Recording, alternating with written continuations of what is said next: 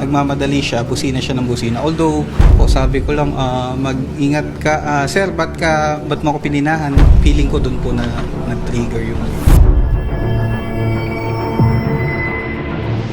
Hi everyone!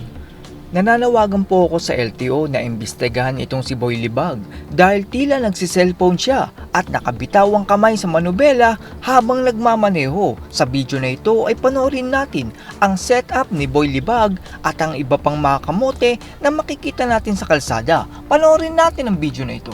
Nagsimula ang video sa pagpapa-interview ni Boy Libag at feeling victim pa siya na parang hindi siya ang nagsimula ng pambubuyo sa pulis. Sobrang traffic nung part na yun, 5:30 PM, peak hour, nagmamadali siya, busina siya ng busina. Although, nauna naman siya sa akin, nung pinipilit niya makalusot sa mga ibang rider sa unahan namin, hindi niya nagawang makalusot agad. Gusto ko pong sabihin na mali ang nagawa ng pulis at pinagbayaran niya ito sa pagkakasibak sa kanyang trabaho. Pero makikita nyo po sa video na ito na itong si Boy Libag ang bumusina at siya din ang unang lang buyo sa pulis. Mamadali ka, sir? Ano? Mamadali ka? Ba't nangangat ka? Oo, nasa video ka. Sige. Okay, panakat mo ako. Ano kaya? Ba't kinakat mo ako? Ha?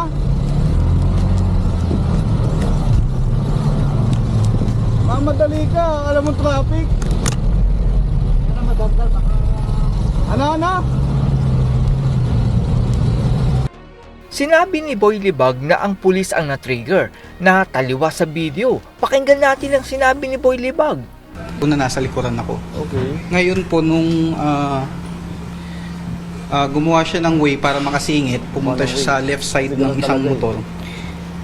May open space ako para dumiretso. So parang naunahan ko siya. Feeling ko doon po na nag-trigger yung... Balikan po natin yung video kung saan ay itong si Boy Libag ang bumusina at si Boy Libag ang una nagsalita ng siga laban sa pulis. Mamadali ka, sir? Ano? Mamadali ka? Ba't nangangat ka? Oo, nasa video ka. Sige. Okay, no? Ano kaya? Ba't kinakat mo ako? Ha?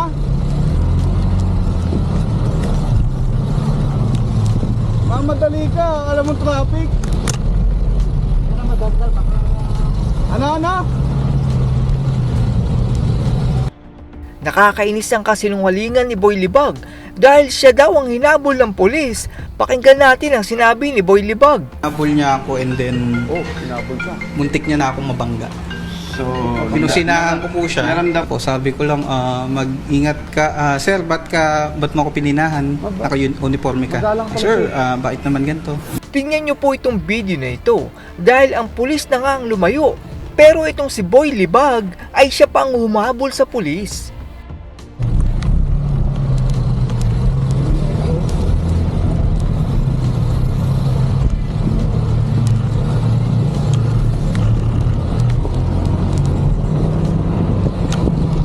At ito na po ang pinakamahalagang parte dahil makikita natin na gumagamit pala ng cellphone itong si Boy Libag.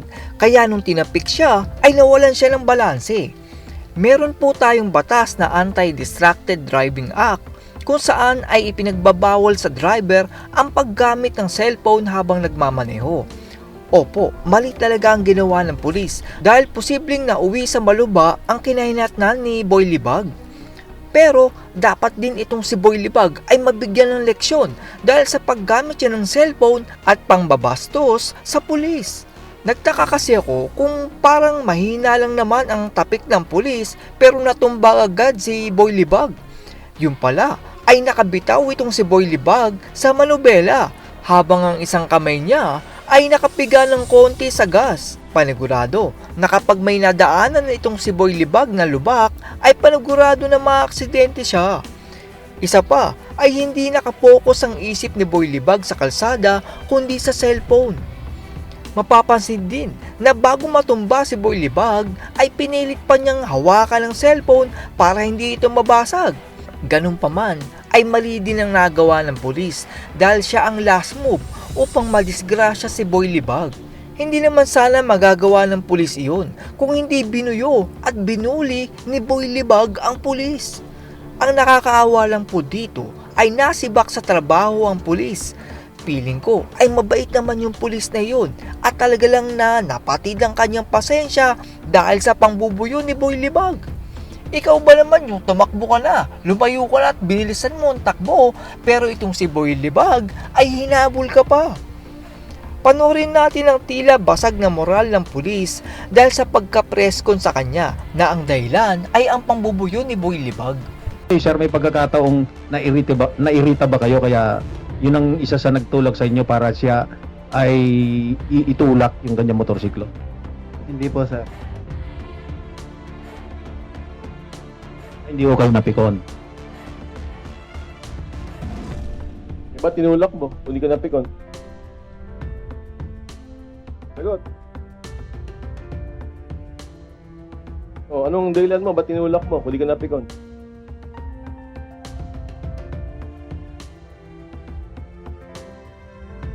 Wala ka pala. Commissioner, para lang mas malinaw. Ang masasabi ko lang dito kay Boy Libag Vlogger ay para ka lamang hindi nagmomotor.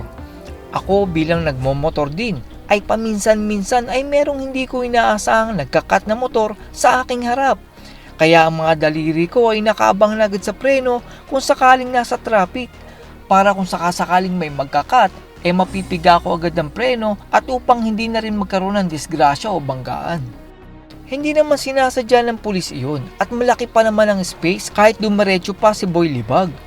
Ang feeling kasi ni Boy Libag na vlogger, porkit may camera siya at vlogger, tama na siya. Ang masama pa nito ay parang sinadya ni Boy Libag Vlogger na asarin ng pulis para sa content. Hindi naman po lahat, pero may mga motovlogger talaga katulad ni Boy Libag na naghahanap ng gulo sa kalsada. Ang iniisip kasi ni Boy Libag ay sisikat siya kung makakapag-upload siya ng mga gulo sa kalsada. Ito ang masama sa ibang mga vlogger na porket may camera ay feeling nila ay tama sila palagi. Meron pang vlogger na natulpo noon dahil sa road rage. Pero nung tiningnan ng staff ni Tulpo ang mga video ng vlogger, content pala talaga ng motovlogger na mga asar sa kalsada. Ang hiling ko lang ay sana mabigyan ng ikalawang pagkakataon ng pulis. Dahil kita naman natin na si Boy Libag na vlogger talagang binuyo ang pulis para sa kanyang basurang content. Ang camera po ay may mahalagang gamit. Pwede nitong makuha ang mga pangyayari upang maging ebidensya at lumabas ang katotohanan.